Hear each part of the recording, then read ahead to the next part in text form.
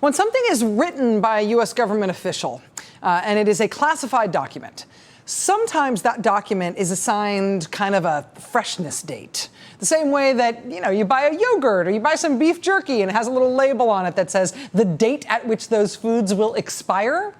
Sometimes secret documents have a date on which they expire, on which at least they become unsecret. Like this one, a 20-year freshness date.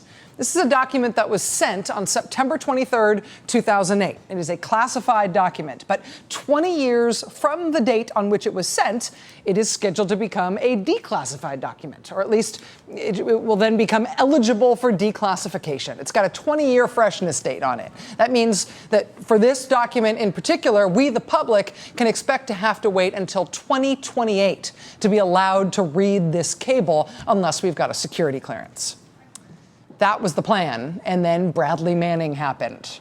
This is one of the cables that Bradley Manning took and gave to WikiLeaks, and then WikiLeaks published.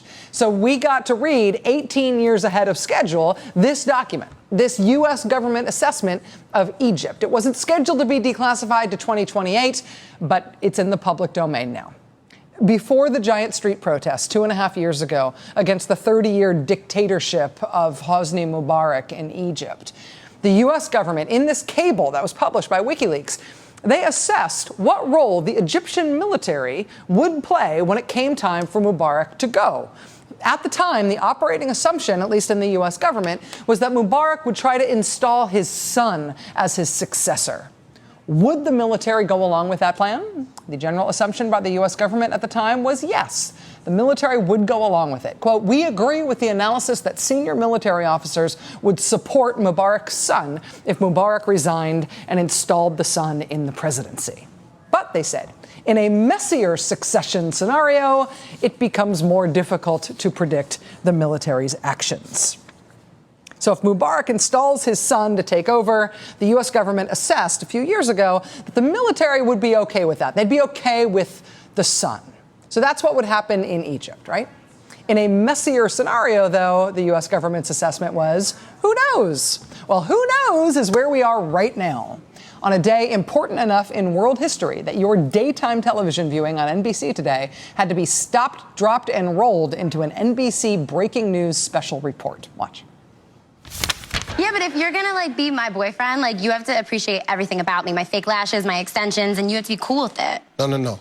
Who told you that? Me.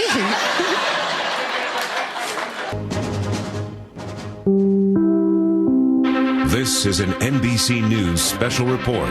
Here's Brian Williams. Well, good day from New York, and we're about to go to Cairo, and that is because over just the past few minutes, it is now apparent Egypt appears to be in the throes of a change of management. Special report today.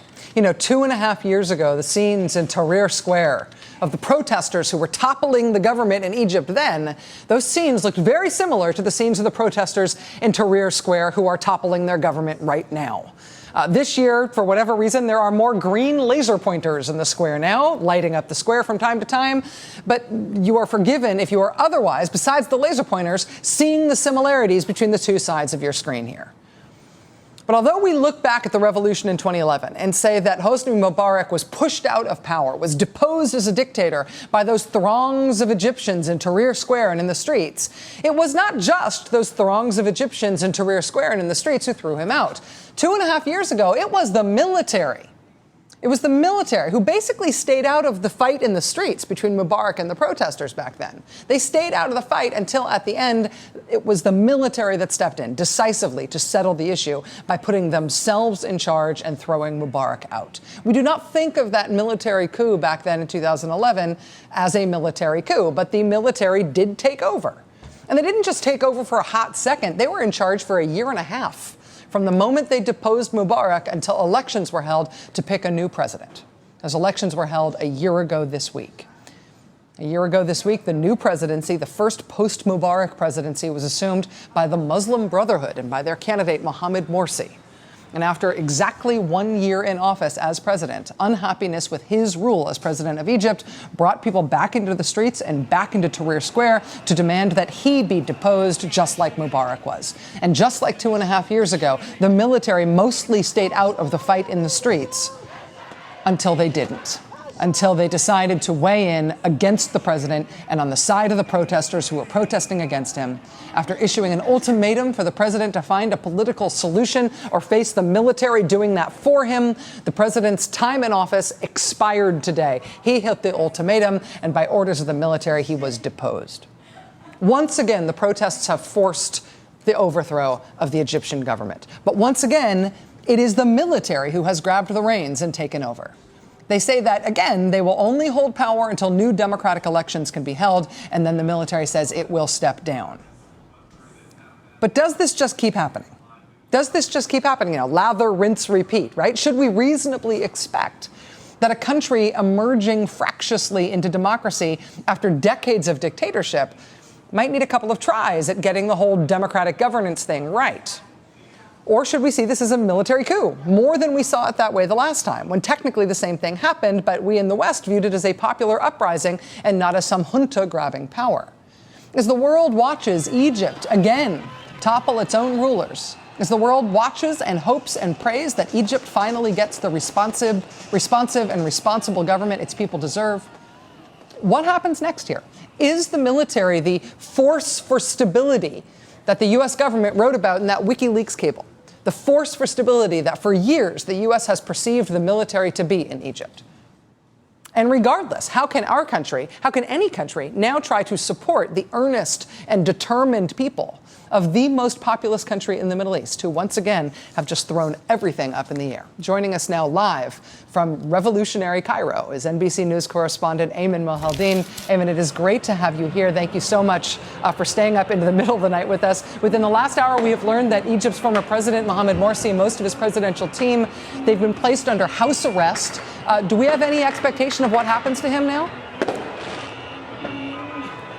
We don't, not yet. The military has not made clear what it plans on doing, whether or not he will be released, at least in the coming hours or days. He has not been charged with anything, despite the fact that a lot of the protesters here say that there are sufficient reasons to actually try him or to put him on trial for some of the ways that he has managed the country over the past year. They say he has committed crimes, and as a result, he should be put on trial. The military has not made any indication that his temporary house arrest, and I say temporary because that is at least the indication we are getting, is for any other reason than for his own personal security, and that he's not being released right now just because of the security situation and the overall climate here in the country. But from the perspective of the Muslim Brotherhood, senior officials I've been speaking to, this was a military coup. They are describing the president now as being under house arrest in the custody of the Egyptian military.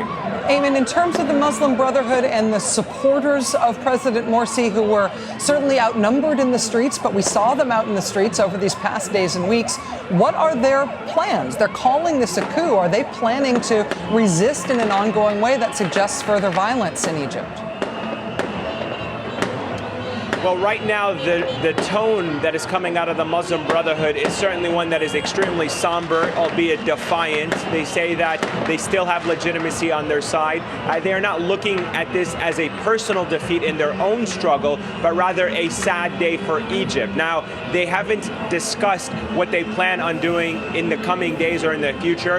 There are comments that have come out of the senior leadership of the organization that have absolutely rejected violence, saying that any attempts to try to portray that the Muslim Brotherhood was going to resort to violence was simply propaganda, trying to distort all of the good deeds that the Muslim Brotherhood has done in the course of the past year. So the organization right now is trying to strike that tone. The key question is going to be, what does the tone that is coming out of the new leadership of the country suggest in terms of what role the Muslim Brotherhood will play in the future? Now, the military, when they made their announcement a few days ago, they said that the roadmap that they're going to chart for this country will involve all of Egypt's political organizations.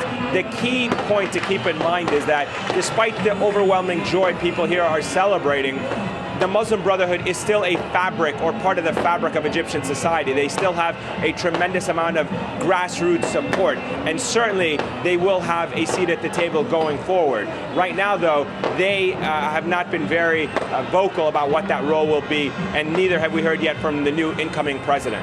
Ayman, looking at the scenes in Tahrir Square behind you right now and just seeing this celebration, it is hard not to feel the echoes of what happened there in 2011 when Mubarak was deposed, and the military played a very similar role, saying that they would take temporary control, dissolve the constitution, they would only hold power until new elections could be held.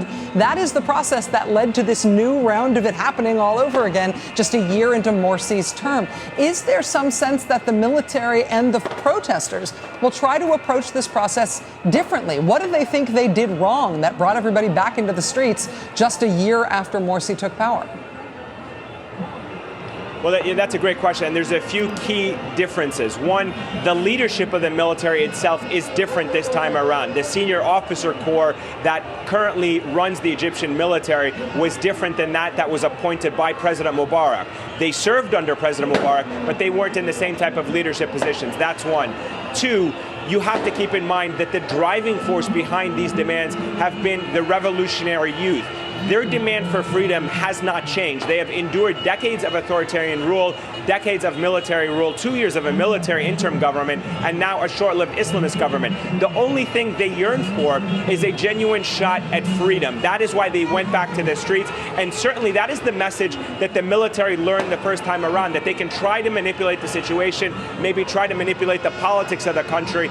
They learned the hard way that these people behind me will not simply be silenced by the gimmicks of a democracy, by the sham of a democracy. They want genuine reforms. That's one of the things that the Islamist President Mohamed Morsi failed to deliver in his first year in office, and you could see that the people behind me had very little tolerance for anything more than a year. They've been patient. They gave him a year. They feel that his time was running out on bringing genuine democratic reforms to this country. That's why they're back into the street. I think the underlying message that you learn from speaking to people in Tahrir is that from now on, future Egyptian leaders, whether it be the military, whether it be the Islamists, whether it be a secular liberal, they will have to pay more attention to the streets, to Tahrir Square, and they simply cannot ignore it. You ignore it at your own peril is the lesson that comes out of the revolutionary youth movements that we've been speaking to, that organize these protests that have toppled two of the most powerful institutions in Egyptian history, the Islamists and the military.